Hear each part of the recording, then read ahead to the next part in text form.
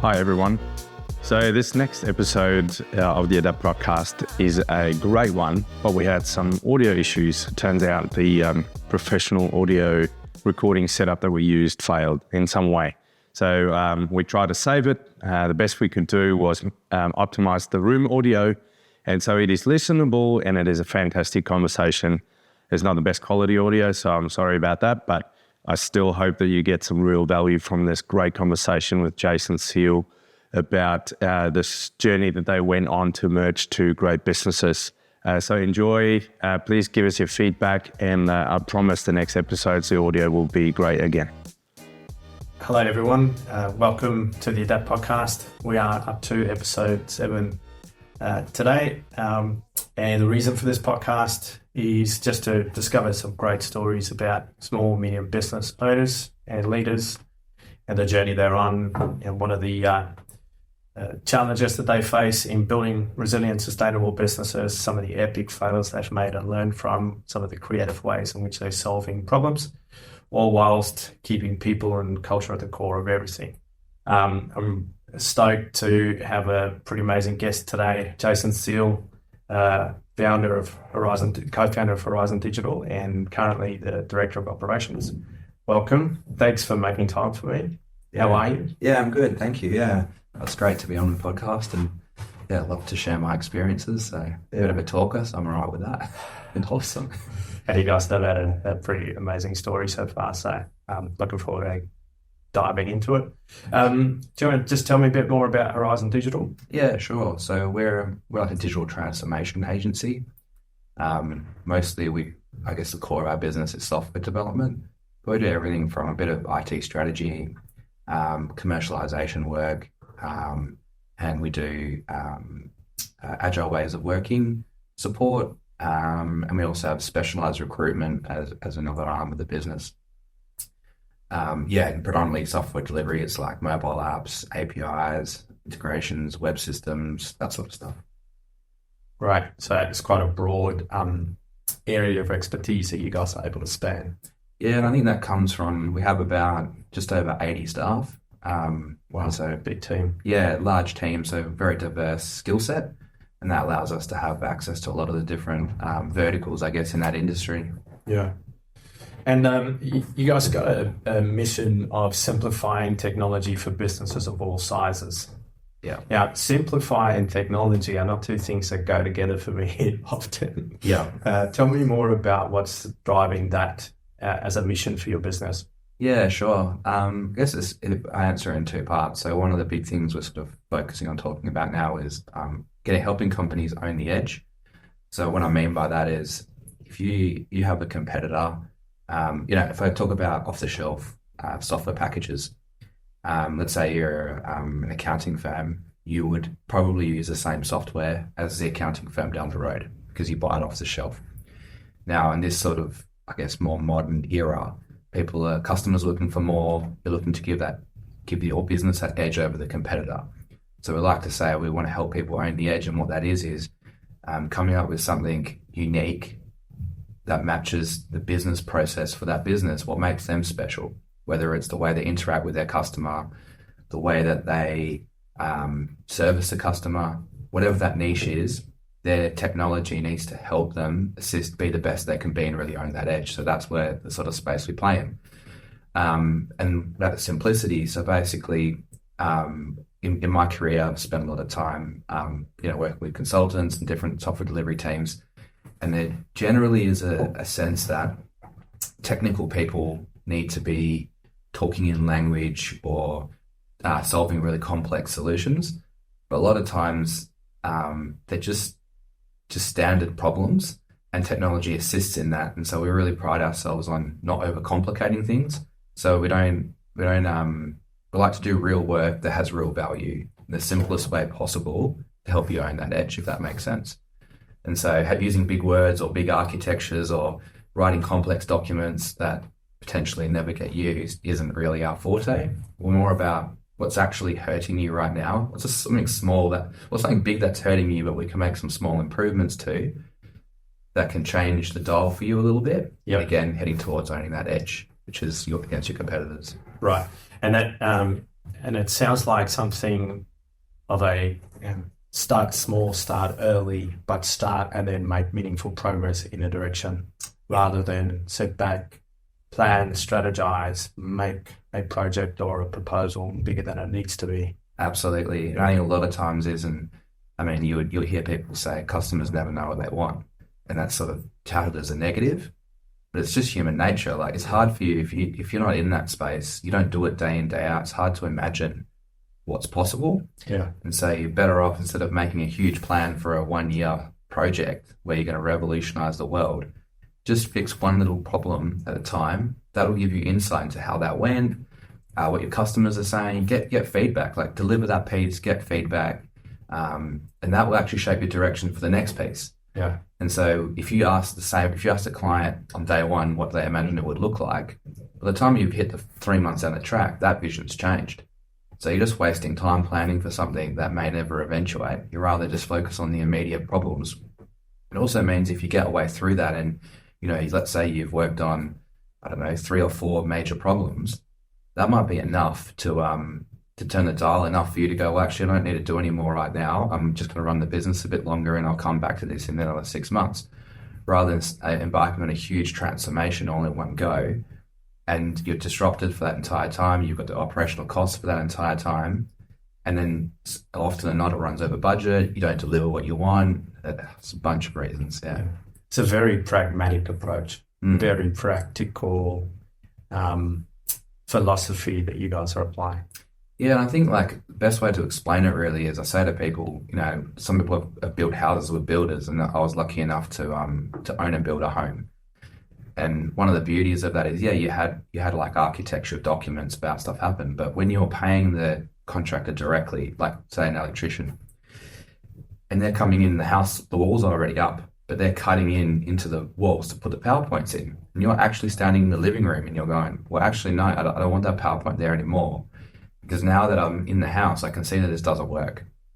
Whereas, in general sense, the builder's like, well, the PowerPoint was there. If you want that moved, that's a variation. And then you're not paying $10,000 or something just to move a PowerPoint.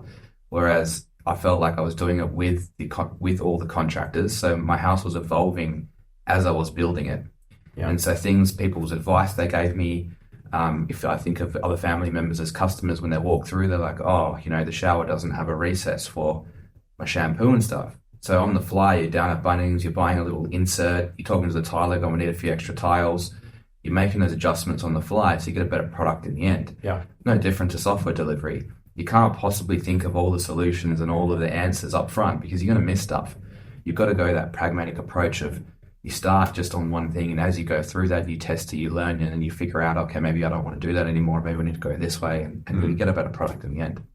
Yeah, you're able to build for what you actually find, not build for what you assume in a preliminary discovery and then design stage. I really like that approach. I want to go deep today in your journey and the business's journey, but I want the listeners to get to know the human that I'm chatting to. So I'd like to ask 2 questions. Yeah. One, what's a favorite indulgence of yours? And also just a favorite life hack that makes your life easy. Yeah, sure. Yeah, indulgent wise, I love food. So if I have a bad day or something, I have a favorite pizza shop. I drive there, I'll order a whole pizza with garlic bread. I eat the whole thing. Awesome. Yeah, you're welcome to give a plug to your favorite pizza shop if you like. Yeah. I like Marco's, and it's nowhere near where I live, so I drive all the way out there. Really? Yeah. How far do you have to go for your favorite pizza? 10-15 minutes. Yeah. Okay. So I do a special trip just to get it. Oh, man, awesome. There's a pizza shop called Romano's in the northern suburbs that we love as well. Ah, nice. Yeah, about 10 minutes or so too. But it's always worth going and get them. Yeah, exactly. And then, life hack. I'm a bit of a meditator, so I find I calm myself quite well before the day if I get that meditation. It's only 10 minutes. But it helps me sort of set up for the day. Yeah. I definitely feel it if I don't do it, and I'm not as focused. So that'll be my. So you start your day with getting centered around a meditation practice. Yeah, so mostly mindfulness. Yeah. So wake up, And I used to be in a terrible habit of going on my phone and I'd go through Instagram, scrolling feeds, and yeah, it just didn't really add anything to my life or my day. And so if I want to be the best I can be, I needed to do something more productive with that 15 minutes that I was doing. So I got into mindfulness. I spend a good 10, 15 minutes just sitting there, and I use an app. It's called Healthy Minds. It's actually free. It's pretty good. So yeah, and then just go through that with different programs. Yeah, I love it. Very cool. There's something to say for spending the first part of your day just with you and not tumbling down the digital rabbit hole connected to the other 8 billion people out there. Yep. Yeah. And just, you know with those algorithms, they're showing you stuff that they think you're interested in, and you end up just getting, I don't know, you just get lost in it. And one of the best things, I still have an Instagram account, but I found myself not really going on it anymore because you just ask yourself, what am I getting out of this? What the value is this bringing me? And it wasn't there, so I had to cut that out. Awesome. Again, very practical and deliberate. That's great. Jason, I want to congratulate you and your team on coming out the other side of a big merger. And I want to delve into that story a bit today. And so you guys merged a little while ago with another great firm, Blue Sky. Mm-hmm. And so how long ago since that was finalised? We did it in 1st of May last year. Okay. So I think we're coming up to almost a year since we started that journey. Yeah. I'd be happy to say that we're pretty close to, nearly a year on it feeling like it's on the right track. Right. I'm not sure that, this is the second acquisition merger we sort of did. The first one was really, really quite easy because it didn't come with any people. It was just, clients, processes, accounts, software, and some tools. And then some financials that went through that, and that's quite practical. Yep. So that wasn't actually a big deal. Probably took us 4 or 5 weeks to get on top of that, reach out to all the clients and sort of integrate that into our processes. With Blue Sky at the time, they would have had about 60 staff and we had about 40. And the interesting thing about Blue Sky is opposite cultures. So, when we came into looking to sort of acquire it, we were more we knew that it had different cultures. It didn't really put as much weight to it as I think I probably would have now having that experience. But I looked at it more from, they do the same work. They have similar customers, similar tech stacks, same type of people. So that should, in logical sense, it should be pretty easy to put that together. It's not like we're putting architects with software developers. We're putting software developers with software developers. But I soon, even from the outside, you could tell there was a difference in culture. But when you actually got here, you realized how vastly different that was. So to give you a classic example, so two things really. So at Horizon Digital, we had about 40 people and we had extremely flexible work environment.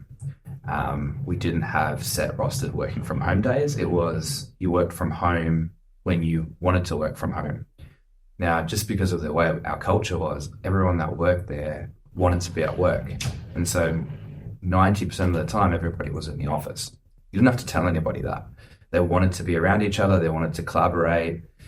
And now Blue Sky had a no working from home policy. So they were always in the office by force. And then, we had a very loud environment. We always played music. We communicated with each other in the office. Blue Sky had what they called quiet time. So I believe it was between the hours of maybe 10 and 2 in the afternoon. Nobody was allowed to talk. So if you imagine the types of cultures that those two organizations would have and you try to put them together, it's very difficult. And unfortunately, in our case, there was less of us than there was of them. Yeah. And so they sort of led the charge in that. And I went into it thinking, we've got a positive culture and, I think it will win out. Yeah, they should win, right? Yeah. And the people who we had would champion that. And when they eventually joined the company together, we diluted the team. So, if you had a team of all Horizon Digital people, we mixed them with Blue Sky people. So it might have been 1 or 2 Horizon Digital people and 4 people from Blue Sky. Unfortunately, because of the and I only learned this now, right, is the weighting of that means the majority in that group actually changed the culture. So there's a unspoken hierarchy that occurred by weight of numbers. Yes. Yep. And Fascinating. yeah, and so I remember reflecting on it. This is probably going a bit off track, but related. At the time, Blue Sky and the merger, the financial situation of Blue Sky wasn't maybe the best. And so we had to really knuckle down to try to turn that around as quickly as possible, because otherwise together we were making a loss. So I ended up, and this is like a learning on myself, is, I've spent many years before building teams and built them, on really great principles around building trust and autonomy and making a great work culture. But someone even like me who'd been doing it and talks about it and advocates for it, I found myself, because I'm the one paying the bill, getting really stressed. And that stress then led to me becoming controlling. Yes. And then I started saying to people, no, you will do it like this. And I'm not going to wait for this. And, I want it like this. And, and it didn't focus on the culture at all. And then it wasn't until I was talking to my coach, because I have a coach, and she said, what are you doing differently now that you weren't doing before? Because I'm saying, it's not working, the culture's not getting there, and I'm not getting the throughput I need, and people aren't on board. And I said, well, what are you doing differently? I said, well, everything. So, well, when it was working before, how were you? And I sort of described that. And she said, well, why aren't you doing that now? So that's a really good point. And that's just that you're checking yourself in that process, and it just reflecting back on it, like how even someone who knows, like I know this stuff, you know what I mean? Like it's not like I just lost my way because so much stress and pressure was on me. So what changed in your environment that then affected the levels of stress and pressure that then led to this change in behavior? What changed in the environment? Yeah, it was like mostly it was financial pressure. So every week that went by, money was basically getting thrown out the window, and I just wanted to stop that hemorrhaging, and because that runway only lasts so long. Yeah, and you feel like, I guess you make the assumption that everybody will care as much about it as you do. Yeah, but obviously they don't. It's not their money. They went about their day, and it's a big thing about transparency, because it's a learning in myself that when we were a small team, just around me, we were at Horizon Digital, we were just so transparent about everything, how much money we were making, where our projections were. We shared that with everybody. Blue Sky had the opposite. They knew nothing about that. So the people who worked didn't actually know the situation they were in. And so we came in and we're trying to turn it around. A barrier to them implementing change was them not thinking there was anything wrong before. And so for us, we were like, well, I can understand, like if you're focusing on one thing, not say it's necessarily a wrong thing, it's something that may be not financially viable. That doesn't mean anything to the developers in the team. And for them, they're like, well, I had a great time before. It was awesome. I loved it. Why are you making me do this? And for us, it's making you do this because we need to turn the business around and make it viable. And so that added pressure, and then that cost financial pressure went on to me. And then I got to this point where I was like more dictating to them, you need to work this way because I'm telling you so, because we need to turn it around. Man, there's so much to unpack there. There's two things that I want to dig deep on. So I'm just going to anchor them so I don't lose them. The one is fear, and the other one is transform versus build. I'll get back to transform versus build. But I had this massive light bulb personally this morning driving in to work. I was listening to Dr. Huberman on his podcast interviewing Dr. Becky Kennedy about parenting. Yeah. Right. And I've got two little kids, and all of a sudden, all of my shortcomings is in a mirror to be learning that all of the stuff I suck at. Yeah. And there's so much to learn about the skill of parenting, especially very, very young kids. So I'm learning, and I made this discovery this morning listening to that podcast that most of the time when a child, even into their teenage years and then into adulthood, when we behave in a radical way, a lot of the time you can draw that back to fear. And so if a kid has a meltdown or they say they hate you or all that sort of stuff, if you understand it, you can figure out that there is a fear of abandonment or a fear of boredom or a fear of stuff that then creates this kind of fight or flight behavior that manifests in entitlement or bad manners or whatever we label it. Yes. And that hit me like a brick in the face because I've recently behaved in a way that would be considered radical. Yeah. With best intentions, but when I reflect back on how I communicated, it was unacceptable. And then I sat with that. I was like, I know why now. And I did all this reflection this morning. It was because I was fearful of something. And I was under stress and pressure. And quite often as the owner or a leader of a business, that fear is financial. Yes. Because your house is on the line. Yes. And so hearing you tell that story of going through a merger, all of a sudden there's additional financial pressure and now your behavior has changed. Do you think that there is a connection in terms of that fear around the financial pressure and then how you started to communicate it? Yeah, absolutely. I mean, I'll answer it by saying, when I was younger, I was probably about 15 or 16, I used to live on the street, so I was homeless. I struggled really hard to get myself out of that situation. And I like to say that, when people ask me about things, I say, well, sometimes I make these business decisions. It's like buying blue sky and investing everything back into it again, even though you had a well-running business before. Why do you do it? And I'm saying because I don't have that fear of having nothing because I've done it before and I know how to get out of it. I think I like to say that, but I think the reality is when you're faced with it again, that fear of what it was like, those memories of not being able to afford food. There's a real trigger there. Yeah, that triggers pretty hard. And then you would do anything to not be in that situation, and then you lose yourself in that a little bit. Okay. Man, that goes very deep. And so what's that reflection been like for you when your coach asked you about what's changed and why don't you go back to that? What did you discover or what actions did you take after you reflected like that? Yeah, I think the reflection really was that sometimes it sounds counterintuitive that you would let go to go forward because you trust in yourself and you know that you know how to make it better. And so natural reaction is to grab as much control of it as possible and try to fix it.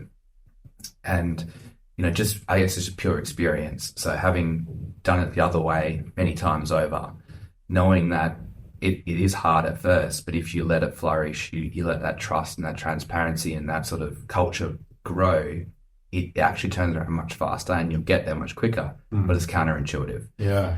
But having that experience from before, I knew that, she was right, that I've done it before, I know exactly what to do. I just need to trust it and give it a go. And, I have a direct report, really amazing guy, really smart, and him and I were butting heads quite a bit at the time because, I wanted him to be doing stuff a bit differently. And he never said it to me that he was upset, but what he did say to me is, it was almost immediate. I had the meeting with my coach. I came out and I'm going to be different from right now, like this second.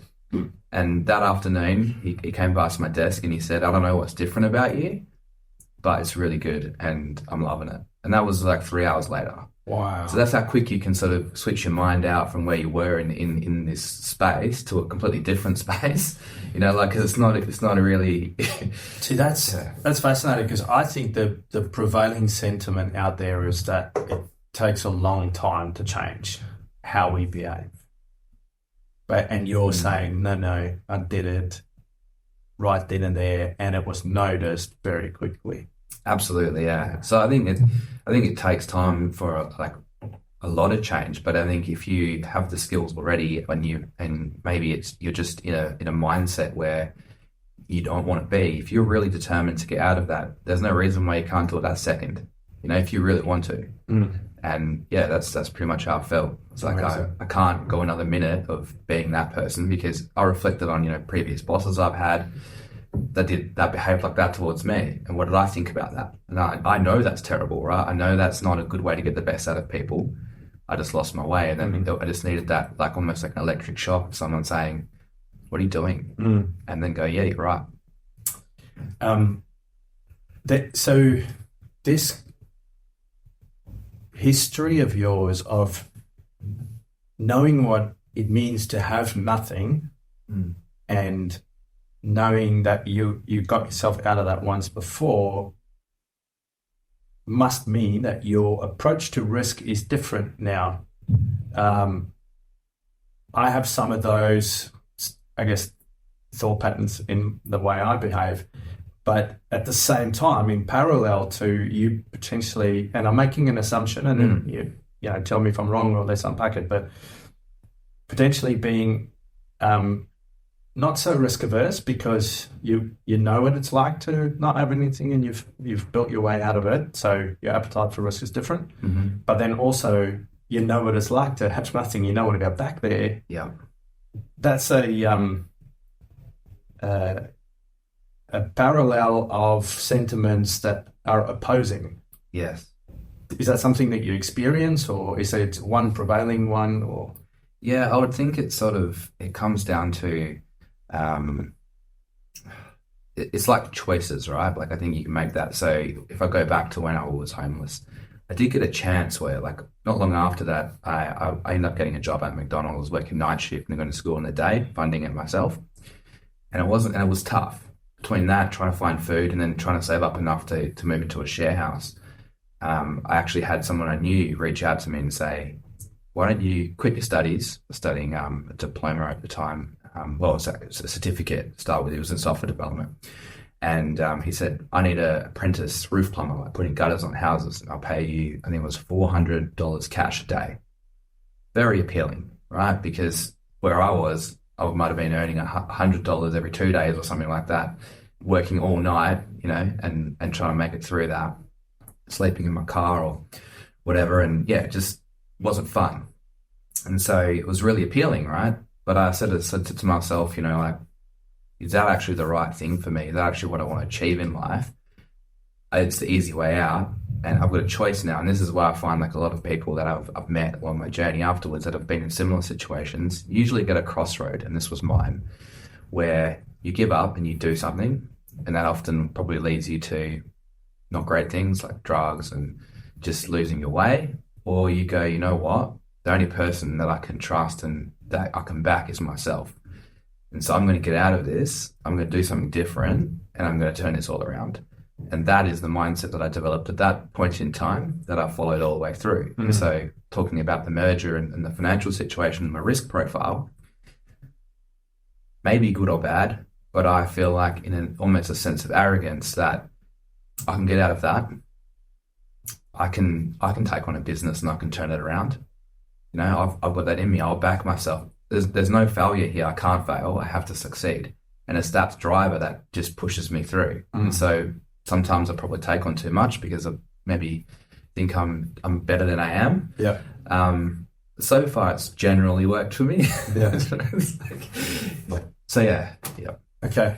I'll come back to build versus transform. I haven't forgotten that, but whilst we're on the topic of risk profiles and then making daring decisions, like taking on, merging with another business or whatever, there's always implications for our stakeholders who might have different risk profiles to us. Yeah. And for entrepreneurs like us, your principal stakeholders are your family first and foremost. You've got a spouse or kids or that sort those immediate family members. And in business, there's often co-founders or co-owners and that sort of stuff. Yeah. Now, at the founding of Horizon, it was yourself and Jesse. Yeah. And then for Blue Sky, it was Armel and Rizal. Yeah. So, am I saying that right? That's right. Yeah. And so there was two founders of Blue Sky, two founders of Horizon. Yeah. And then you guys have merged. And so there were pre-merger for principal stakeholders, at least at the ownership level. Yeah. What does that look like today, and what has it been like for you to make those high-level ownership decisions, having to also consider their risk profiles and what they want out of the journey? Yeah, I would say like I'm lucky in the sense of, so Jesse, my business partner, so him and I met, our kids go to the same school.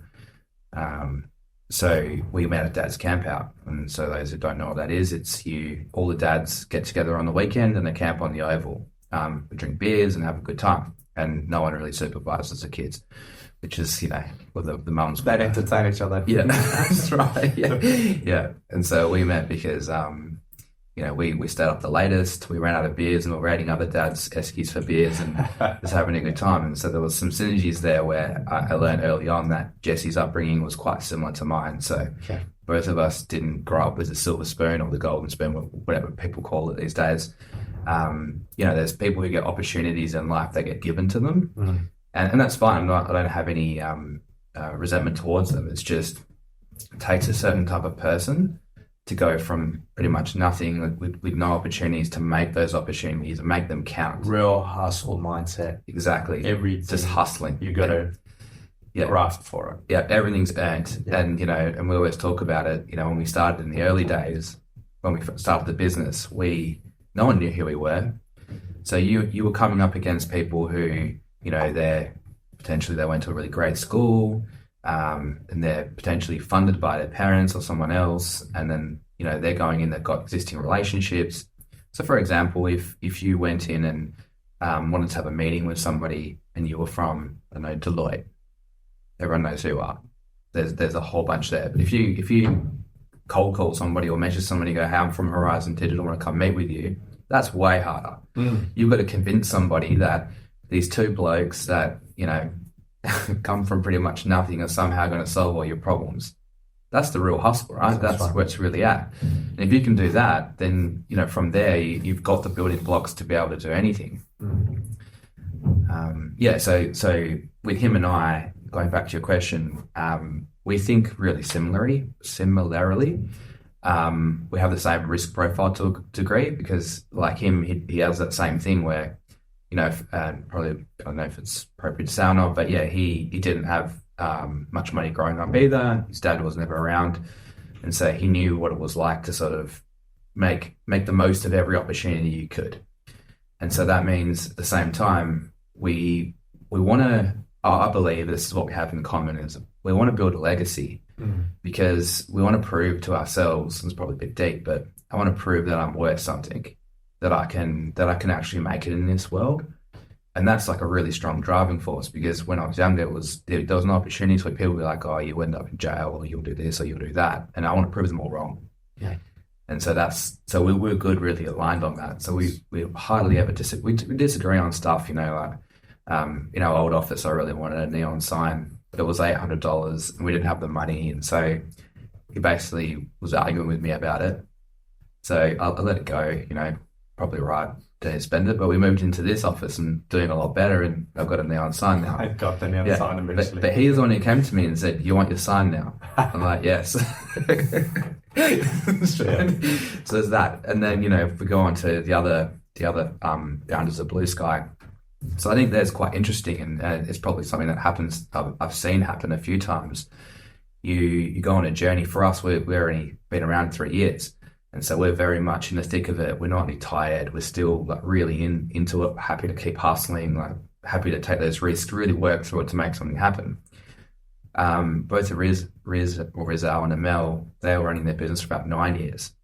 And so they had a really successful business up to a certain point where they maybe made some decisions that they thought were good with it, that didn't really land them in the best place financially. And now if you imagine the kind of mindset those founders would be in, they're like, well, I've worked the last 10 years and I'm going backwards. This is out of control. I'm tired. And so when you're negotiating or talking to those people about doing a merger or an acquisition, they have a very different view of what they want out of it. So we wanted the scale. We wanted to get that and turn it around and turn it into something great. They were probably just wanted a holiday and they wanted to get out of it. And do you know what? It is such a common journey for small and medium business owners. to have been working your ass off for 10 years and life is still tough and the runway is still very short and you're knackered and you probably just would rather not deal with any of this and have a lot less and have no stress. It's very, very common. Yeah. And so it's really interesting to hear that in this instance you had two founders who's been doing it for a longer period and had reached that point of owner's fatigue. And to other founders who probably were in the thick of that entrepreneurial energy and hungry to go and do more. And so tell me about the conversation and the thinking to ultimately join forces. What was the big motivator to come together? And what was a highlight that's come out of that coming together of the two companies? Yeah, I think motivation-wise, like, we're big believers that, like Jesse and myself, that you can't get to that legacy point by yourself. So, I meet a lot of like solo entrepreneurs who definitely feel like, it's their baby, they will get there. And I just have a view that you only get to a certain point doing that. We always talk about those 20 people sort of businesses, and there's lots of them. And they make good money and they're good little businesses, but they're not legacy level. And so in order to really achieve that next bit, you've got to actually open yourself up, because you're only good at so many things. You can't be good at everything. And, people often ask me what it's like having a business partner, and I would say it's like having a best friend, but it's also like having a check. I have days where I'm not my best. Something happens to me, I'm a bit off my game. I've got my buddy here. He jumps in and backs me up, and vice versa. So I've had a situation where I met another, someone else I know has got a business, single person, entrepreneur. And, we're having coffee and she starts breaking down. And she's like, I feel so alone. I have no one to talk to. Got all these problems and talking to me, I can relate to the problems. But in my actual business, I have somebody to bounce those ideas off. And don't get me wrong, like, I have ideas that are totally stupid. And, I get shot down for them. But if I was by myself, I probably would do half of these things. And they probably wouldn't end out well. And it's nice to have someone who hasn't been, So I might have gone out on the beers last night, and then I've come up with this amazing idea, and this morning I've come storming in here and I'm like, right, that's it, we're doing this.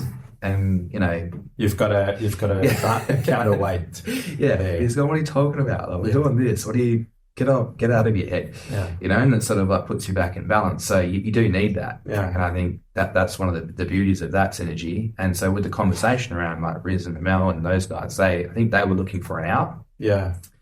And we were looking for something to grow our legacy. We've been, in the space of that year, we looked at about 3 or 4 different businesses. We've actually put offers on about 2 or 3 of them to try to bring them in, and it didn't really work out. And I find, like, I don't know if this is a bit off segue, but I find that the most important thing about a merger or an acquisition or whatever it is having those synergies aligned that all those people want. And so, it's either the other founder has an inflated, the one you want to merge or be together with, they have an inflated view of their business because it's so personal to them. And then for us, it's more practical. So, if it doesn't add up, it's no offense. It's like, I understand if that's what you think where you're at or what it's worth or what you need out of it, it just isn't aligned where we want to be. So we have to move on from that, and that's okay. It just happened that with Blue Sky, they wanted out. They weren't in a great place, which aligned with us because we wanted something that we could convert and transform, because I believe that's what we're sort of experts in. Because, even though I told you the story how I was maybe not as great as a leader at a point of time there, generally I pride myself on being able to grow and transform teams and organizations. You're already setting up the perfect segue for me for that second point. So. Yeah. So I felt like I had that. I wanted that challenge, and they wanted out of that challenge. They both still work for us. They just didn't want to be in leadership positions. They didn't want to have any responsibility, really. They have responsibility in their roles, but for the overall running of the business. So Mel now, he looks after business development, and he does a great job of that. And so happy to have him. And it's funny because I think in a lot of cases, you probably couldn't have the original founders around if it was an aggressive takeover or something like that, where it was very mutual. Like, they got what they wanted. We got what we wanted.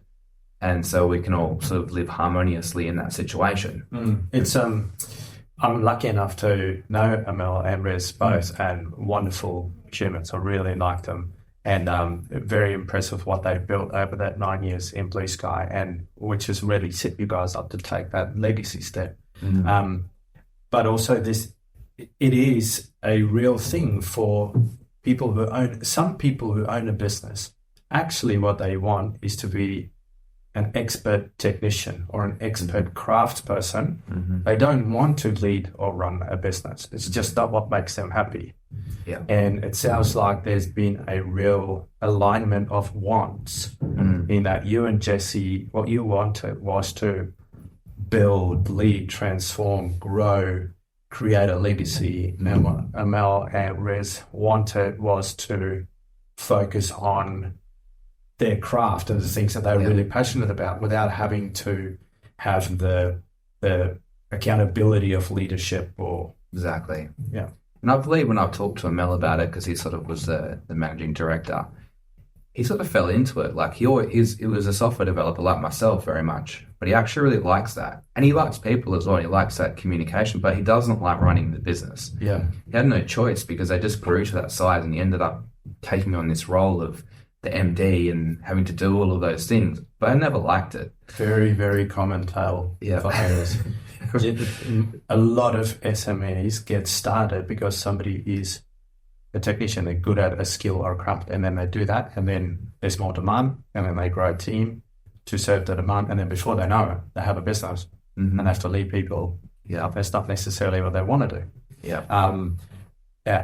Amel's an amazing guy. He's one of the most considered people I've ever met. Which I really liked about him, because sometimes we would chat and then we just go quiet for a while, and then I'm like, he's really thinking about his next words, and then what he comes out with is always so on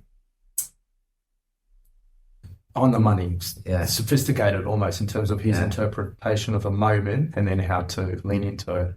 It's been. He never speaks his mind in the moment. That's his thing. He'll take the time to really process how he feels about it, what he's thinking, and he'll come back with a well constructed, piece of information and really almost planned. Very underrated skill, I think. Absolutely. All right, cool. Well, I'm going to jump on the segue that you've created for me and talk about build and transform. And so with Horizon, you built team from the ground up, and you'll back yourself in that you're quite good at that and that you did a good job of that. And then you merged teams, and now all of a sudden you're inheriting stuff that you didn't build. And then you talked about actually now you have to transform that team into something that you might want. So what have you found to be the difference in getting to build from the ground up or having to transform something? And when I say something, I mean a team of people, a group of people collaborating on a common purpose. Yeah, absolutely.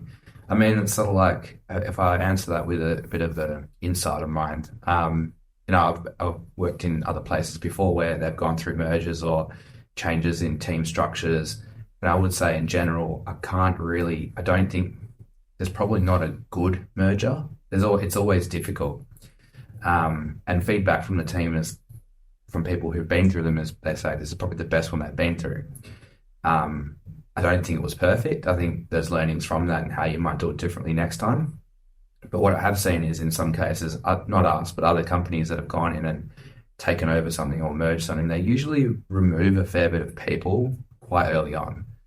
And they're often a middle management layer or a senior executive layer. And I always thought that was strange because they never really give those people the chance to see if they were good for the business or not. Now, going through that, I can understand why. Because the hardest thing that anyone can do, I think, is changing someone else's mindset to be more like yours or the way you want it. That is so tough, especially when, they're potentially quite senior. They've been doing it for a while. There's a lot of fear, like we talked about fear before. And there's fear for their job. It's fear for what does this mean for me, my family, et cetera, et cetera. So there's a bit of resistance. The walls are up. And then you're trying to come in and trying to understand what these people do, how they contribute to the organization, how you might be able to use them in a new structure. And they're really pushing back and trying to, I don't know, I wouldn't say deceive you, because it's not intentional. It's just they're trying to put their best foot forward. And that's not giving you the best chance to really understand them. And then it's quite easy then to go, oh, this person sucks. You know what I mean?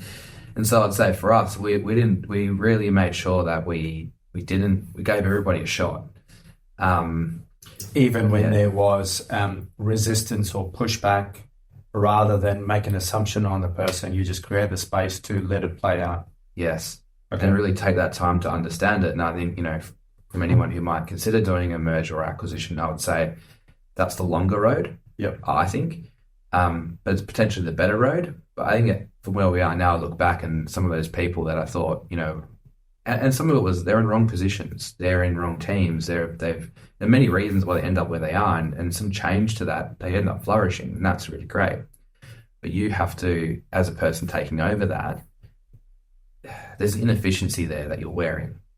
So question, and I ask myself all the time, for example, if I had someone who was very headstrong and didn't want to go into those new ways of working or trying something different, if they were to leave the organization and I was to replace them with fresh blood and then almost build them from that point, well, how good would they be? Where would they get to? Versus me persevering with that person and then it taking a year and then they finally get to where I need them to be. And I don't actually know the answer to that question, but I do ask myself that. Yes. I think, with some of my upbringing, I really do care about people. I really struggle, if someone had to be let go, or I don't like the thought of that. So I will always persevere at least like a while to try to get something to turn them around. I don't know if that's the smartest business decision, in general, financially. Yeah. But that's just how I approach it. Okay. Man, again, there's so much to go deep on. So I'm trying to make sure that we will be here for hours. Yeah. If I go down all of those. So I think what I want to just focus on a little bit is if you put two groups together now, so you're dealing with two legacies, even if they're micro legacies. So there's been 4 years of this is how we do things here, and there's been 9 years of this is how we do things here. Now they come together. And some of those teams might be 50-50, some of those teams might be 30-70, whatever, but there's all sorts of differences. Yeah. At the end of the day, you have to get that group of people to pull in the same direction. Yeah. To achieve your objective or to be efficient. If they pull in different directions, you're not going anywhere. Yeah. How do you do that? What's your approach to getting that two groups that's come together, that's had different ways of doing things, to now start to become one cohesive team? Yeah. No, that's a really good question. And, I would say before experiencing it, I would say it's easy. You just, you set a common goal and you tell the people about that goal and you get them working towards that goal. Now, in experience, you can tell people that goal. Listen. Do you know what I mean? So I feel like some people get it, some people don't. And in that team itself, there's a lot of micro agendas going on. And, Jesse and I talk about this a bit because in the early days when we first came here, we had a model that worked quite well at Horizon Digital. We call it delivery model. It's a common sort of term for how you deliver work. And so we consulted the people in the business, like, project managers, tech leads, etc., to help come up with this model, which we gave them sort of a bit of a draft and we helped shape it. Now, we thought that would be the way to do the buy-in, right? You'd come up with this way of working together and you would implement this way of working and everyone would be on board. My experience was it didn't work like that. They all said, yes, sounds great, I want it. And they go, yeah, we'll implement it. And all we were asking them to do is to try it because they had their way of working. Because a lot of the teams are already on the Blue Sky side already set up working a certain way. And, started to be processes, like you said, that had been built up over 9 years. And so they felt that they'd get to the pinnacle of how their operational efficiency. Whereas we had a different view that it wasn't that efficient at all because the lens was not on financial viability, even a little bit. It was very much on technical prowess, like how great of a product we could build and how, leading edge can we be. And that's really great stuff. And that sort of leads into the founders' mindsets of Blue Sky. They're very much like, we want to be the best software development company. And now, Jesse and I are more business minded. You don't need to be the best is a subjective word, but you don't need to build the Ferrari every single time. You need to build what's suitable for the customer. Yeah. What gets them what they need. What value are they trying to get? That's what you need to deliver, because that's what they'll pay for. Yeah. They won't pay for the Ferrari if they wanted a van. And so that was really missing. So that mindset, so if I look at the values of the people in the team, the biggest one was around quality and what that meant to people. And so I think in most work, there's this element of quality that comes in, whether you're writing documents or you're building software, and that means different things for different people. And so it was really hard because we went on the process of saying to them, I want you to focus on customer value, not the quality. And they took that as, so you don't want us to build quality work. It's like, no, it's not what we're saying. It's sort of like in the determination of that word, we're saying everything you do needs to be of quality. But if you're talking about if you were, it's probably not okay to say, but a Chinese brand TV versus a German brand TV, or for example, you'd argue that, one is of higher quality, but it would probably cost 4 times as much. And so are you saying the Chinese TV is not of quality? No, it's just not at the customer not going to pay for that additional quality. Yep. They don't need it. It doesn't serve what they need. Yep. And so the culture that was there in Blue Sky was they wanted to be the best. They wanted to be able to have someone review their code and say, this is the most amazing code I've ever seen. But customers don't care about that. They don't care how good. They care that the code's good. They want it to be good enough. They don't want, what they want is to serve their customers. They want an application that works, and they want it now. Yeah. And so, one thing that we always struggled with was communicating with customers around that, because it's the same old thing. You would say, okay, well, this is how much something will cost. To do it properly, we need testing, and we need automated tests, and we need proper architecture, we need documentation. And they want to know how I can get it cheaper. I don't want to pay for documentation. I don't want to pay for this architecture document. I don't want to pay for testing. I'll test it myself. Now, the end product of that in terms of a quality scale is less quality, right? But that's what the customer wanted. That was the value it delivered. And we were okay with accepting that. Blue Sky wasn't. Yeah. And so that was one of the biggest challenges between them. And so it's like so we focused really hard. It took the best part of the year and we started it's going to sound so dumb, but just saying some words in every meeting. So we started just saying customer first, technology second. And say every meeting, we would just say that. And without slowly sort of integrating it. And then in all of the team leaders meetings, we started saying, okay, tell us a customer story. Negative or positive, doesn't matter. And the purpose of it was to bring their attention to the actual end customer. So it's just shifting that perspective or that lens from code quality, just calling it code quality in terms of the quality of the product, versus customer experience quality. Yes. So perfect. Yeah. So let's first figure out what's going to be the best outcome for the customer, and we build the product that will give that, or the product that we think is the best product, but might not necessarily hit the sweet spot for the customer. Exactly. Okay. Yeah. And so, in order to get these teams to pull in the same direction, you looked at the 2 different ways of doing things, and then you said, hey, we see this way might be the better one. Will you try it? Mm-hmm. And then you reinforce that with consistent communication, repeating those customer first, technology second, and their customer stories. And with that reinforcement, that's how you brought alignment between the 2 ways of doing. And I would argue that, that no one tried it for a long time, and that was so frustrating. And that they just didn't try. Yeah, they wouldn't, because they thought their way was better. Yep. And that's where I was talking earlier in the podcast about my frustration. And it was around that time when I was saying, you will do it like this. Right. And that didn't work either. Yes. And so... what worked in the end? I think just time. So it was reinforcing why we're doing it. Like I was saying, we figured out that their lens wasn't focusing on the customer. So we just, from that point on, started talking about customer stories, bringing customers in. doing showcases to the team. So people were more focused on the product and the outcome against the goals rather than the actual technology. And it took time. And then it was only probably about 2 months ago where the first team tried the new process. That was been around for nearly a year. Wow. And the feedback from the team was, this is amazing. Why haven't we done this sooner? But do you know how frustrating that is to hear? All right, so now I'm going to go there. Yeah, I want to go there.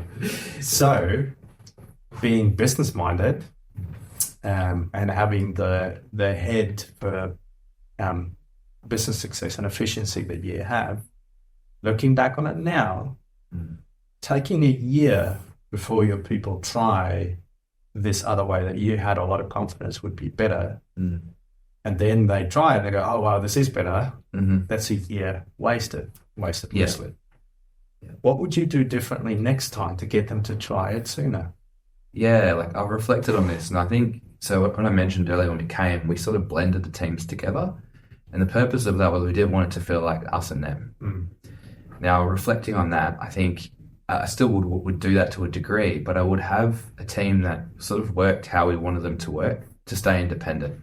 Because I think you kind of need a lighthouse, you need an example, and then, talking about reinforcing. Then you create evidence of different ways, and you can say, don't believe me, believe the evidence. Exactly. Like a lighthouse team, and also like someone who you can model to the others to say, and behavioral reinforcements around, wow, that team's going so great. And then people hearing that and going, oh, well, I want to be great too. So what are they doing? And then it's less about the process and more about what they're actually doing. Okay.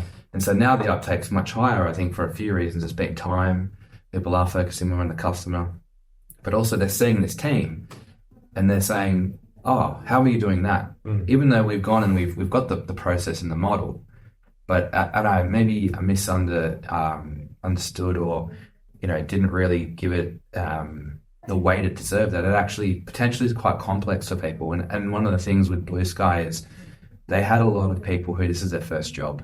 Okay. And so they don't, because, when we were talking to, so we use Mint as, Mint Collaborative, they do like some of our people stuff, like people strategy plan, and we have a coaching program where we build coaching. And they were saying the best way to implement this process would be very much to do it collaboratively and ask them what they want to do. The challenge with that is if you don't know anything different, it's impossible for you to come up with that idea. And we struggled with that early on because we imagined that if you said to people who were experienced, how would you want this process to be? It'd be pretty similar to what we came up with, right? But if you ask someone who's only ever done something one way, they're going to just tell you that same one way. And even though that's probably not the way you want it done, it didn't get anywhere. So we had to come up with that sort of foundation.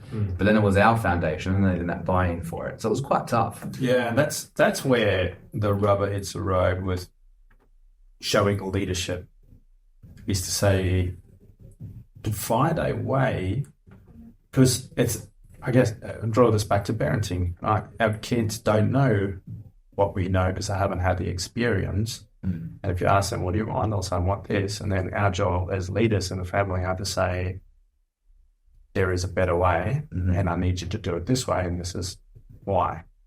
And that's not easy to do when you're leading people as well.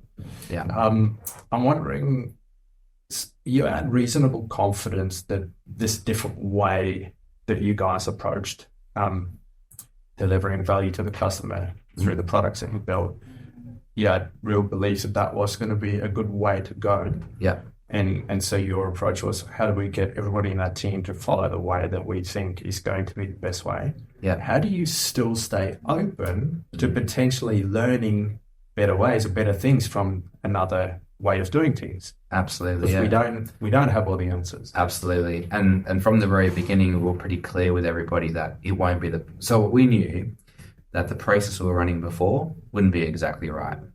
And so our whole approach was just try it. If it doesn't work, we need to adjust it or change some of it. Generally can use this as a starting point. And even just getting that. So we were totally open for it to be different because we knew that some of the clients that they had legacy issues, it won't work. But it's impossible to know where it's not going to work unless they try. And then we were open to them modifying that and making that work. And we couldn't get that buy-in. Okay. Days. So yeah, but by where we are now, the process isn't exactly like that because a team that has gone through it's gone, this doesn't work that well. Amazing. That's what you want to hear. Why? Okay, well, what do we need to do to tweak that to make that work? I know we sort of focused quite a bit on the team at the team level, and I just want to zoom out a bit now, thinking with your ownership hat and with a strategy hat. And I want to hear from you, as honest, as brutally honest as you're prepared to be. What's the really tough thing about merging two teams the size of 40 and 60 into one to try and build this legacy? What's the real sucky bit of trying to do that? Yeah, I think personally, like I think it's one of my personality traits. I like to be liked. And so sometimes you have to do things that people don't like. And, knowing that there's people in the business that don't have the best view of you. Yeah. And when you come in and you can feel that, it's not a great feeling. You've got to stay really strong in the sense that I need to be doing this because this is the best for the business and everybody. But it doesn't feel great when, you're potentially letting somebody down. And in the sense of just what you're doing isn't what they want to be doing. I just try to keep as dignified as I can about it and as human as I can about that.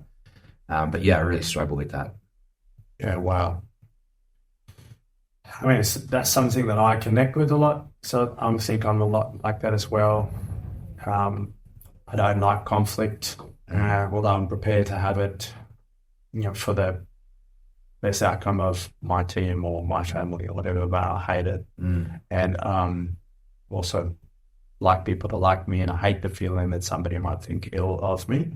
But to then have the courage to lead a business in the direction that you believe is the best thing for the business, knowing full well that will mean that some of the people that you are responsible for might not like you, would be tough. Yep. How do you cope with that? I think I just remind myself that, as someone told me a statistic once, and I don't know how true it is, but out of 10 people that will work with you, 2 of them will hate you.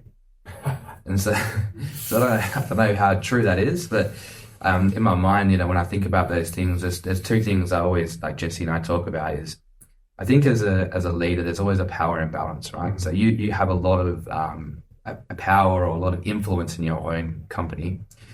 At the same time, that puts you in a position where naturally any decision you make is very much monitored and checked. People who don't like that are going to speak ill of that situation. So I think it's about accepting that perhaps they don't dislike you as a person, they dislike the decisions you've made, but that doesn't mean they're the wrong decisions. So it's owning that and saying, well, I actually hope that they can talk to their peers at lunchtime over a beer, and they can say, oh, James, he's a dickhead. He, told us we can't use the whiteboard markers anymore, whatever it is, and that's fine. Get it off your chest, right? But then when you come back to work, just, leave it in the past, ideally. And there's a few people who I think, in the business who hold on to stuff a little bit too much. Some level of healthy conflict is good. Dwelling on it too much, that would be hard. And so, especially if I feel responsible for that. And so I think I have a habit of, if I feel like I've done something, even if I know that I'm happy with a decision and that's really impacted somebody further than, a short time, I would probably go to the effort of trying to make that person feel better, because I just can't really handle being around people who are not liking me, if that makes sense. Yeah. Okay. But look, it sounds like the job of merging 2 big businesses, reasonable sized teams like this, comes with the need to have many difficult conversations. Yeah. How do you approach those? Yeah, look, I think it's interesting, in my career, and I worked in the government for a while, and, I'm talking about performance management to a degree, but, just talking to people about things that don't go well. And there they had the whole framework, some of this stuff. And I found the biggest challenge, is what I learned it, right, is you'd have people in your team and you would say nothing until it bothered you so much that you would then go and you would then raise it with them. Now, the problem with that is they don't know that they haven't been doing a good job. or that they're not performing or they're not on the right track or whatever it is. So that's usually the first time they're hearing it. And that could have been, in your mind, you've been monitoring and looking at this person for a year. And then, you've got a list of 50 things they've done and you're just going out and going, look, these are all the things you've done over the last year and, you're not cutting it, blah, blah. They get immediately defensive, right? So that doesn't work. So a lot early on is you have really constructive conversations, and I always turn it back around back onto myself. Instead of saying you're not doing a good job, I always say like, I need these things to be successful for me, and you're in my team, and I really need you to help me. And right now, these things that you're doing, you're not helping me get there. I'm finding that really frustrating. So do you think you could do more things that will help me or the company get to where we need to get to? And then if you're having that frequent conversation, it's going to be very frequent. Yes. Short feedback loops. Yep. Then that person's not a surprise when the next week you go, come on, remember I talked to you last week? I really need you to pull in the same direction as me because I need your help. And you're still not doing it. Like, what's up? Mm. After 3 or 4 of those, the person is pretty easy for them to say, you go, look, you're not enjoying it? Yeah, you're not liking the work? No, I hate it. Okay. Cool. Do you want me to help you find somewhere else? Okay. Perfect. There's not much conflict in that because then it's not us, it's not me versus them. It's maybe this isn't the right role for you for whatever reason. You're not gelling with it, but I need to be going this way, and I want you with me. And I think it's that journey thing instead of it being that us and them. And on top of that, the other thing that we do that's quite different, again going back to my experience in the government there, when someone was underperforming, you'd have these tough conversations, and often then they would get upset. And then they would start to behave a bit erratically, pretty standard. The company policies very much give them the flyer, which is called the EAP program, the Employee Assistance Program, for them to go and get counselling so they can be a better person because obviously they're an idiot, right? That's pretty much a standard practice. Okay. So we had a different view on it. So I think that talking to someone, whether it's a psychologist or a counsellor or whatever it is, can actually just make you a better version of yourself. You don't have to actually be in crisis or in a terrible state of mind to actually go see one. Mm. So we got together. So I had a friend who worked with me in the government, and she started her own company doing like org psych kind of stuff. And so I just gave her a call and I said, hey, I got this idea. I don't know if anyone's ever seen it, the show Billions. Mm-hmm. So yeah, in Billions, I love that show. Yeah, great show, right? The gingerhead founder, I can't remember his name, whatever. He has the dark. Bobby Axelrod. That's it, Bobby Axelrod. So he has the psychologist on house, right? Mm. And yeah, they used it a little bit negatively in the show, but it was a similar concept. So you have these high performance day traders. You want the best out of them. You need to know what's going on the floor, and you also need them to not be distracted by home life, anything else. So they'd have the in-house counsel, they'd have to go see them for a week. So we basically did that. We put together a program. There's 4 coaches, men, women. They were all psychologists. And it was voluntary, but we encouraged people to start this program. And we called it the Wellness and Performance Program. Okay. And they could talk about anything. It could be personal life, home life. And the premise is if that psychologist can help them be less distracted, more focused, more on point with their work, we'd get a better outcome. And so that was quite good. So people went to that. They talked, and unlike on the show, all we got was high-level insights. Mm-hmm. So we never knew what happened in the sessions. It was just this person had this many sessions, and across the board, these are the 2 biggest themes: workload, or unable to handle the workload, maybe, or stress, and then we would then look at that as something we could try to tackle. And then with them as well, with men, we would then put together a program that would then tackle that particular theme that was coming out of that.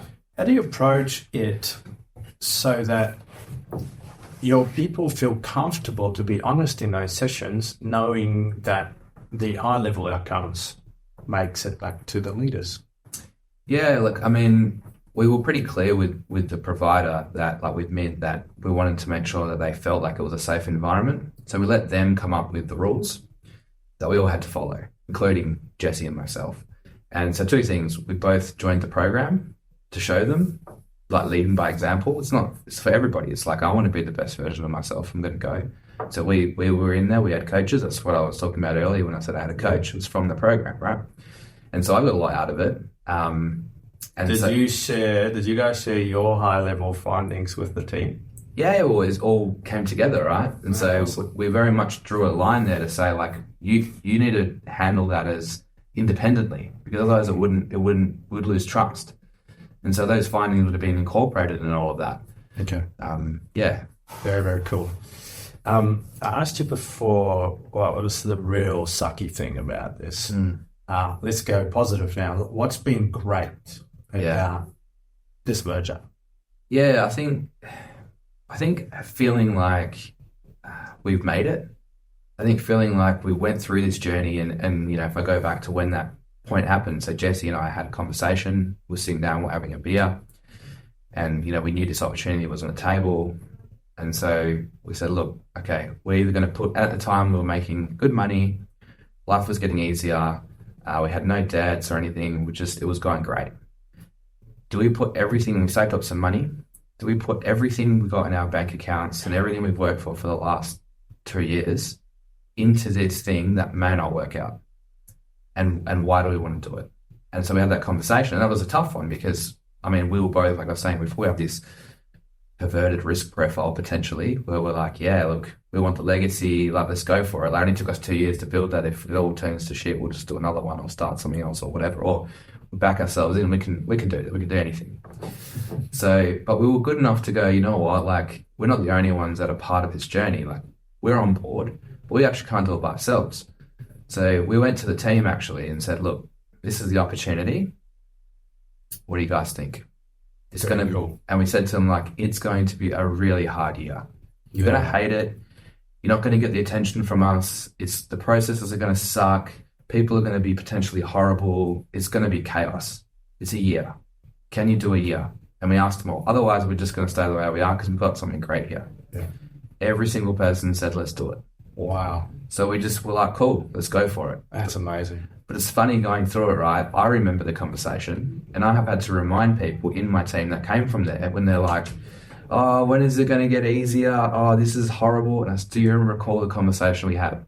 Yeah. You knew it was going to be a year. You knew it was going to be a tough year. Yep. And they're like, yeah, you're right. I said, so come on. What I think is amazing about what you guys did there is that you went and sought and got the buy-in from your people. And you showed them the respect that we can't do this without you guys. And we also won't put you through it if you're not on board. Mm-hmm. And I would venture a guess that that's been a very big contributor to the fact that you guys are 1 year post-merger and it's looking good and it's not a complete disaster. Yeah. Because that happens a lot of the time. Yeah. So yeah, well done. That's really awesome. And look, that's a courageous thing to do as owners. Yeah, because there's no going back. If they all said no, you can't really go forward then. Yeah. But we also knew if they weren't on board, we wouldn't be successful. So there'd be no point. Absolutely. And that's wisdom. That's experience here, talking. Jason, really practical, and this is sort of getting to some of your lessons that you want to pass on to others out there that might be listening. What's one reason somebody should absolutely consider a merger? Mm-hmm. Yeah, look, it's a good question. I think definitely do it if you think you've got, I guess, the stomach for it. So the same thing as like I asked that question is you got to ask yourself, can your family handle it? Can you handle it? Can anyone that's connected to you handle it? Because it is like anything, that sort of situation probably, I wouldn't say it's the most stressful situation in my life, but it's definitely up there with, especially if you've got something that's running quite well, you have to ask yourself that question is, am I actually up for that challenge? And are you up for it are you okay if it doesn't work? Because you have to be okay with it if it turns to shit. So knowing full well that you've got something that's working really well, if I merge, I put that at risk, and also it's going to be challenging, and can all of these people handle the challenge? Mm-hmm. Then what is one reason why a founder should absolutely consider a merger as a good next step for their business? Oh, no, that's a really good question. So I think for us, like I sort of touched on it earlier, and I didn't get to finish that train of thought, and it was around, I was talking about companies who are of the size of about 20 and, they have aspirations to potentially grow. Organically, it's very difficult as most people know who have their own businesses, it's hard to win customers. So it takes time and a lot of effort to win one customer. And so the fastest way to build legacy, which was our goal, was to merge with something that already had customers, because it's easier to turn around a customer in terms of making them happy or get additional services from them or additional revenue if you can do a good job for one that's already connected to the business. So you get the people who are trained, you get the clients, you get access to any technology or processes that they already have that you can then bolt onto yours to fast track your ability to get that scale you're looking for. But it has huge, that's the positives that come out of it. That's why you might look at it. But there's huge risk that, to bring two companies together, especially when they're of that sort of size, it's complicated. And I would say I don't think many people do merge as well. And, one of the things is if we had more financial backing, I probably would have gone with someone to help us with that. Someone who'd been done lots of them, because we had done like a very small one, and that was our first big one. I learned so much from it. I could have got some advice or got some help with that. That might have, some of those challenges might have been a bit easier going through that. So I'd say that. So I'd say definitely go for it if you've got the stomach for it. If you know somebody or a service provider that could help you with that and you feel comfortable with that. And the other big one is make sure you're financially backed. So one of the biggest challenges of going through it is you have to have enough runway to have, that upheaval that's going to happen within that organization. Deal with that disruption. Yeah. In the inefficiency that comes from it, you have to wear that. And that could take a year. For us, probably to turn it around, probably took 3 months to sort of get back to break even, which was phenomenal. We amazing. Had cash flow thinking about 6 to 8 months. But, the mid part of that where we were breaking even to turning it around took longer than we expected. So that was surprising. And that was more linking into that whole process and the way we were working sort of issues. Okay. But yeah, so I would consider it definitely if you wanted to build that legacy and scale. It's a very fast way of getting more customers and growing, especially in a market like Perth where it's very clicky. Often it's not that easy to lose a customer. They have to be very unhappy for them to leave. It's very hard to win one. Yes. And so you're getting that that thing there. But during that process, if you go down that path, things to consider is you might lose some customers because your service goes down. And that's one of the other things we did do quite well is we actually went out to all of our current custom clients and all the Blue Sky clients, and we told them this is what's happening. And we actually asked them, like, if you've been unhappy with the service or happy or vice versa, we're going through this so that we can be a better organization at the end of it. If you stick with us, there's going to be some teething issues. Stay with us. We'll make it worth your while. And we sort of just were open and transparent about what we're going through as a business. Yeah. So when we dropped the ball on a few things, it was quite easy. That customers would say to us, yes, because of the merger. And we'd say, yeah, I'm sorry, but we'll make it up to you. And again, like it's that financial backing. So in those cases, to build, trust again, you might comp some hours or you give them some discount. You've got to be able to wear that because it's a cost of keeping that trust and that connection with them. So to maintain the trust, you had to make good on the things that you said that you would do for them through the transition as well. Yep, exactly. Okay. You've probably given a few reasons already, but if there's one that you want to highlight, what's one reason why somebody should absolutely not consider a merger? Yeah, I think two things. If you're a control freak, don't do it. Because you won't have control over it. You know what I mean? You're kind of part of the journey. If you lose sleep at night because you don't know what's going to happen the next day, one of the biggest learnings for me was you think it doesn't matter how much due diligence you do on a business. It's impossible, especially a business that's been around 9 years, that you would acquire potentially, or even ones that have been around longer. You can't know everything that's happened in that time. And even if the owners of that business are not trying to hide things from you, it just happens. You can't know everything.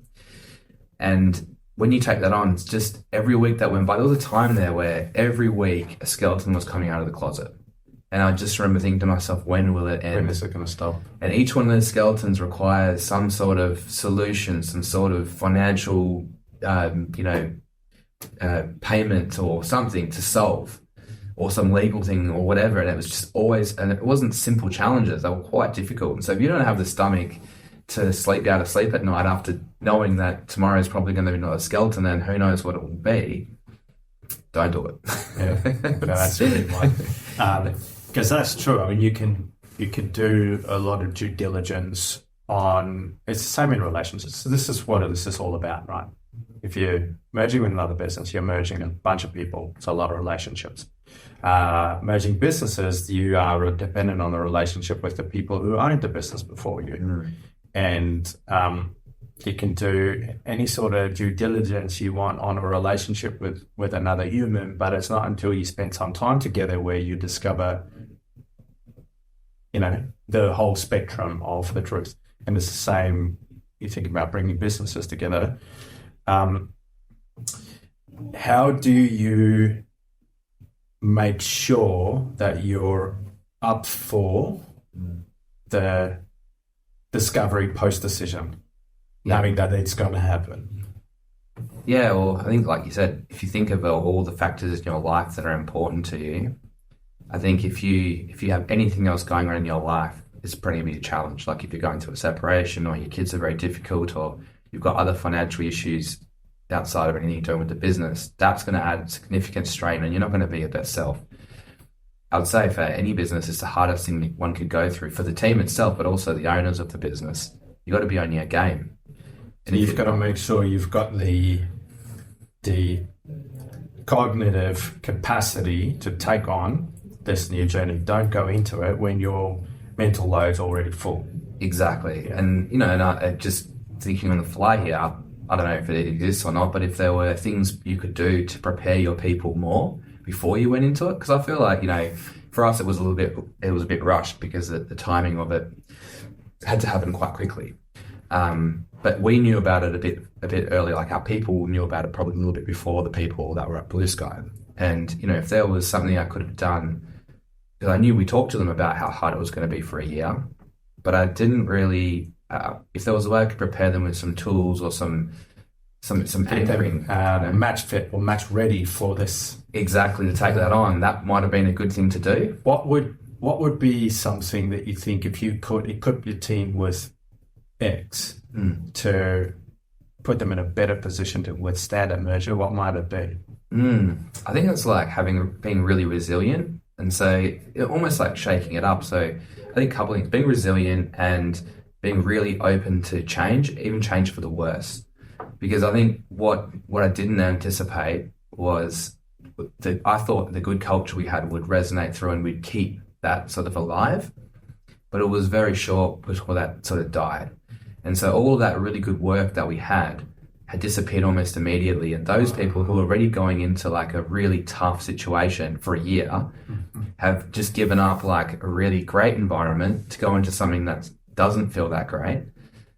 And then them not being prepared for that. And I wasn't prepared for that either, to be honest. And I know, like, thinking reflectively on it is, I don't even know how you would do this, but I know since the merger, I've been really trying to build that back up. But the amount of energy it's taking to get it back to where it was is enormous compared to what it was when you built it from scratch. Yeah.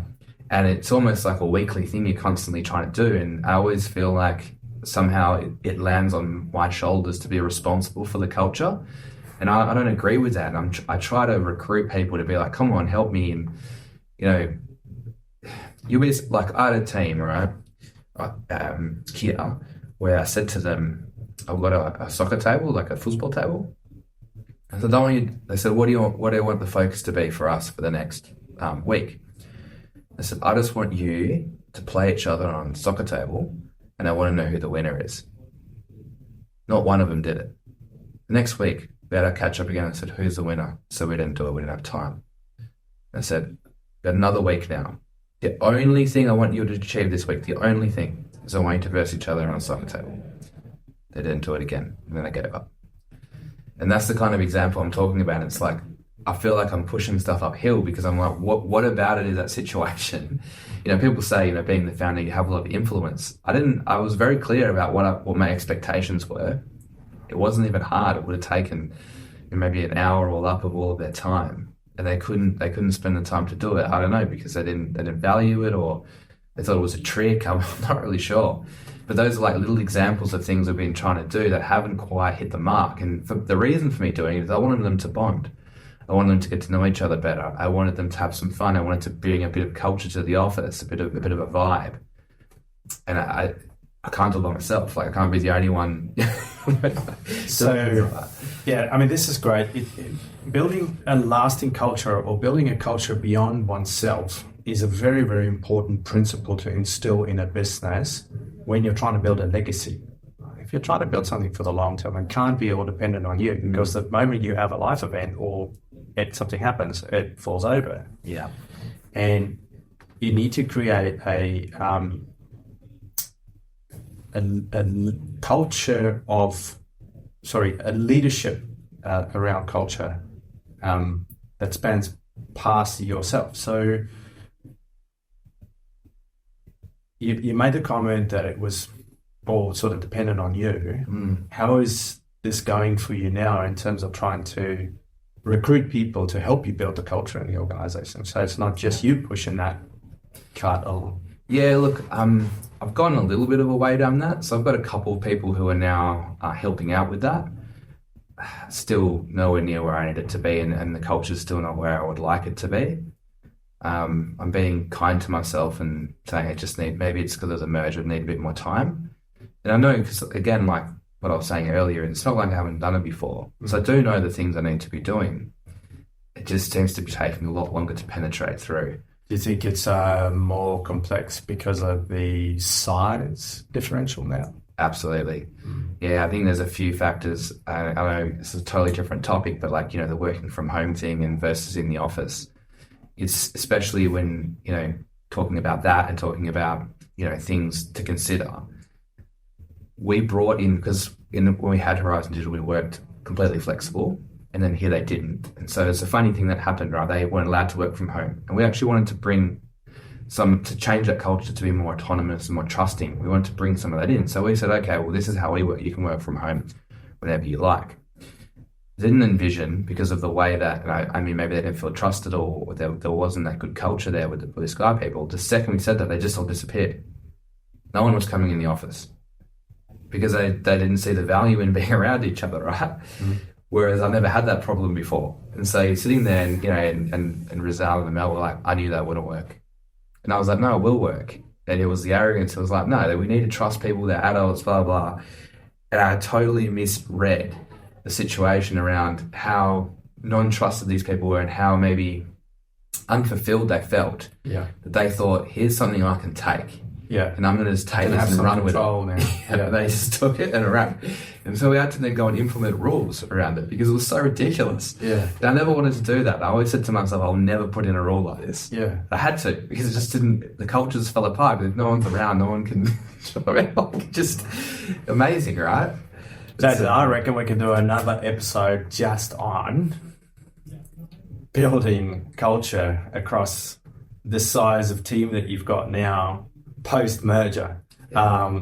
And so, with a bit of luck, maybe we get to do this again. Yeah. But, hearing from you about the challenges of going through merging two businesses has been amazing.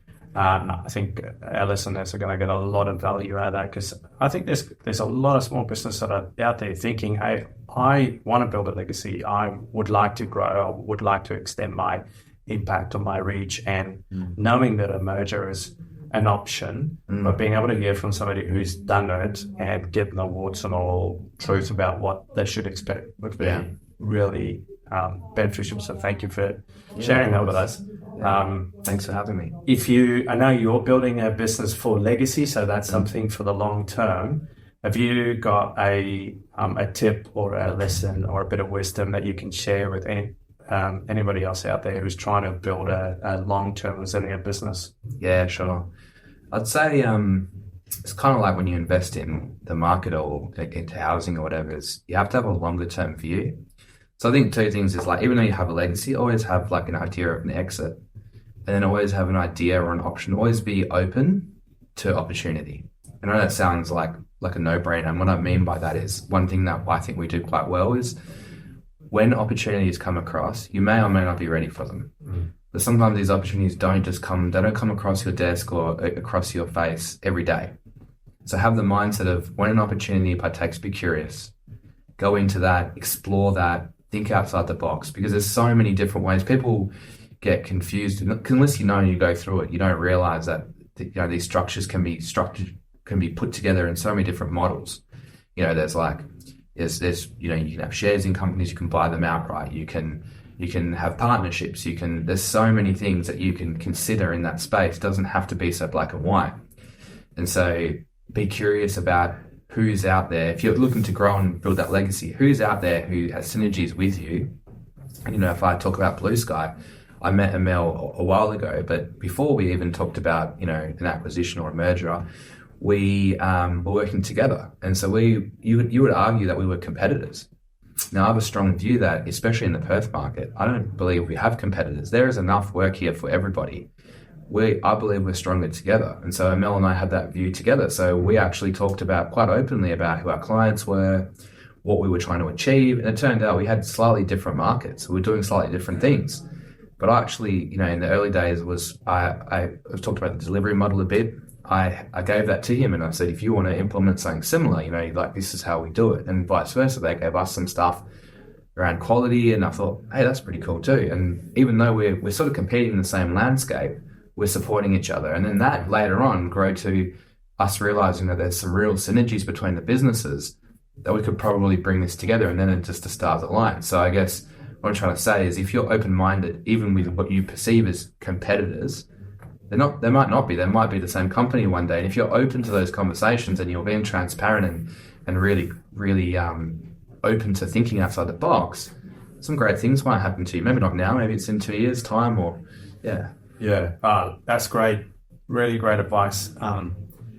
Having that long-term vision, so lifting your head up, looking further along at that horizon, and just being open to opportunity or collaboration or conversation that might create some of those chances to do interesting things that you might not have had if you weren't open to it. Exactly. Jason, this has been awesome. Thank you so much for taking time to chat with me. Let's do it again. Yeah, thanks so much. Had a great time.